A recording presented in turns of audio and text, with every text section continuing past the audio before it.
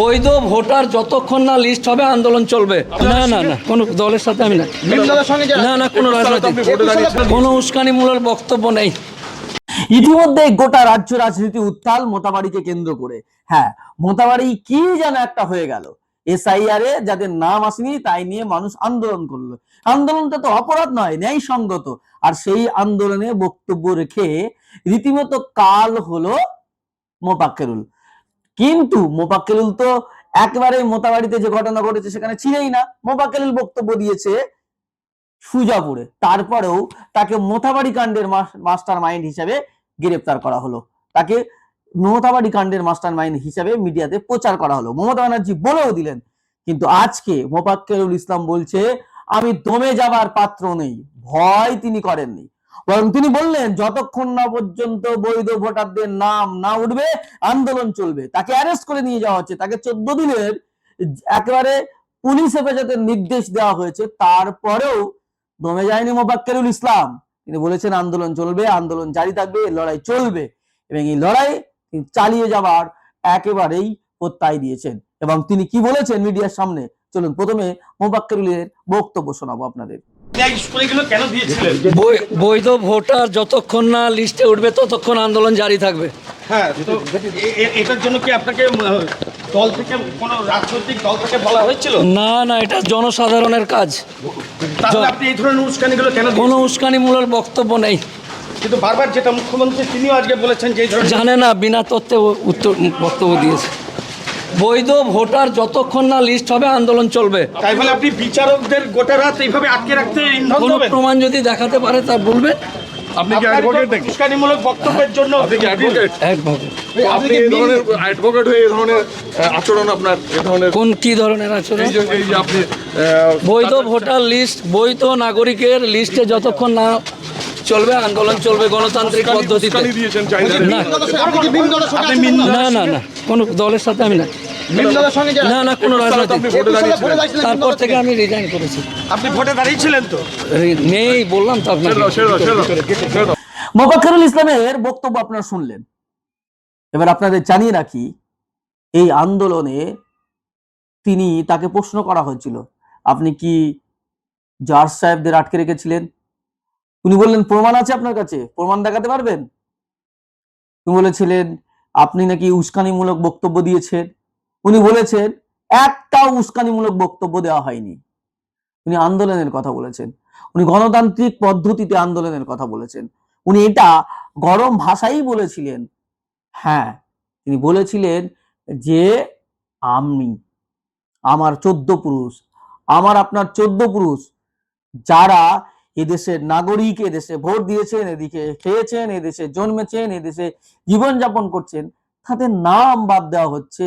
কোথাকার এক হরিদাস পাল এসে বলবে যে তুমি বাদ, আমি বাদ হয়ে যাবো। এই প্রশ্নগুলি তুলেছিলেন, এই কথা তিনি বলেছিলেন। আর তিনি সুজাপুরে যেখানে বক্তব্য রেখেছিলেন মোফাক্কেরুল ইসলাম, সেখানে এডিএম ছিলেন, মালদা ডিস্ট্রিক্টের এডিএম, অ্যাডিশনাল ডিস্ট্রিক্ট ম্যাজিস্ট্রেট। তার উপস্থিতিতে তিনিও ওখানে বক্তব্য রেখেছিলেন আমাদের কাছে যতদূর যা খবর। ফলে এই মুহূর্তে যেভাবে মিডিয়া মিমের নেতা হিসাবে তাকে তুলে ধরার চেষ্টা করছেন, মমতা বন্দ্যোপাধ্যায় তাকে মিমের কালভিট বলে, মিম কালভিট বলে চেষ্টা করছেন, তৃণমূলের আইটি সেল সেখানে চেষ্টা করছেন, সব জায়গায় কিন্তু একটা জিনিস পরিষ্কার হয়ে গেছে, একটা জিনিস ক্লিয়ার হয়ে গেছে।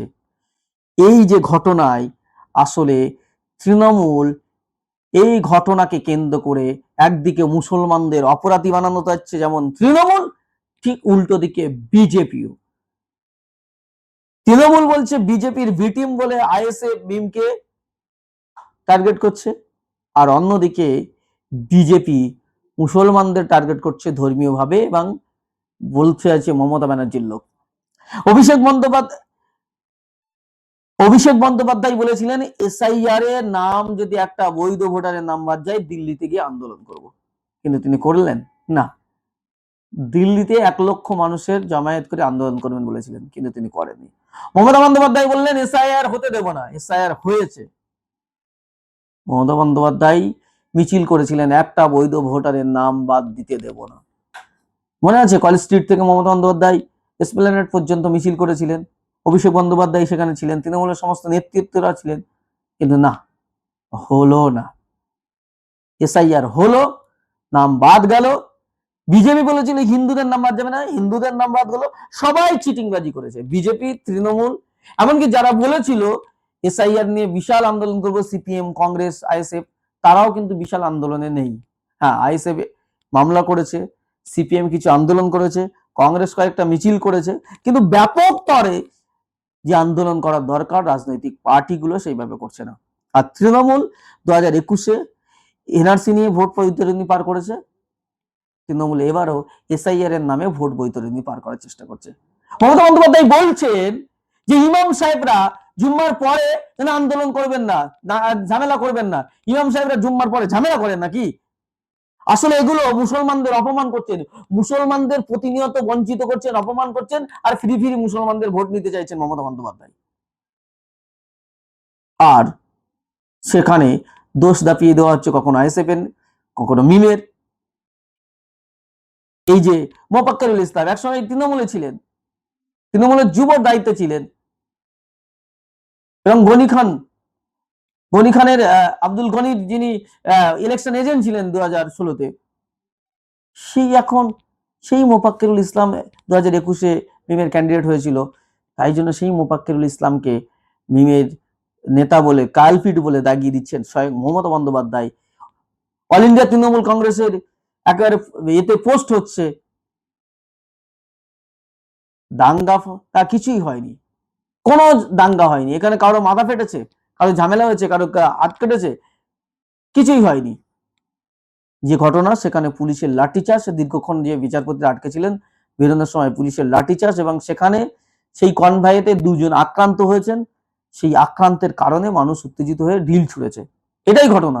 এই ঘটনাকে মমতা ব্যানার্জি এমন ভাবে প্রেজেন্ট করলেন, বিশাল দাঙ্গা বাঙ্গা হয়ে গেল, মানুষ খুন হয়ে গেল, এমন করে প্রেজেন্টেশন করা হচ্ছে, আর মিডিয়া এটাকে এত হাইপ করেছে। আর সেটাকে কিন্তু মোফাক্কেরুল বলল আন্দোলন থামবে না, এসআইআর নিয়ে আন্দোলন করা উচিত, আন্দোলন থামবে না, কেন বৈধ ভোটারের নাম বাদ দেওয়া হবে, এ নিয়ে প্রশ্ন তুলতে হবে, আওয়াজ তুলতে হবে, প্রসঙ্গটা আমাদের বাঁচিয়ে রাখতে হবে। আপাতত এখানে শেষ করছি, দেখা হচ্ছে পরবর্তী পর্বে।